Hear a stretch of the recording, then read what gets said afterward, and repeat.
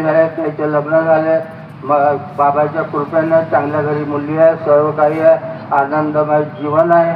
बाबाने आम्हाला आमचं जीवन सुख समाधानीने जीवन आमचे चालत आहे. अशी बाबांची कृपा आहे.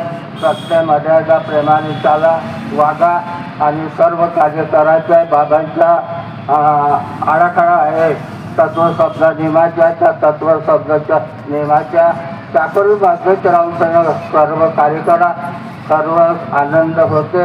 हा माझा अनुभव आहे. सर्वांना माझा नमस्कार.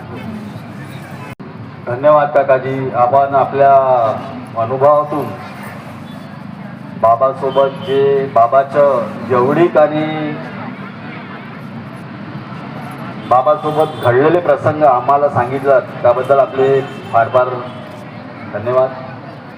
खरंच आहे, आपण बाबाला पाहिलं नाही, आईला पाहिलं नाही, पण एखादी आमचे ज्येष्ठ सेवक त्यांच्यासोबत झालेले जे प्रसंग आमच्या सामने उजागर करतात किंवा आम्हाला सांगतात, त्यात आम्हाला पुष्कळ आनंद होतो की आमची आई कशी म्हणजे सेवकांना सांभाळून घेणारी होती, बाबा कसे आपल्या सेवकाला त्याच्या चुकीची जाणीव करून देत होते. म्हणजे हा आमच्यासाठी एक अनुभव. काकाजीला तो अनुभव मिळाला की तो कुठून चुकला. काकाजीनं म्हटलं की नाही, आपल्या पोटातल्या गोष्टी पोटात तेव्हा जिथं व्यक्त व्हायचं, जेव्हा गरज आहे तेव्हाच व्यक्त व्हायला पाहिजे. धन्यवाद काकाजी. त्यानंतर चर्चा बैठक समाप्त झाली असे मी जाहीर करतो आणि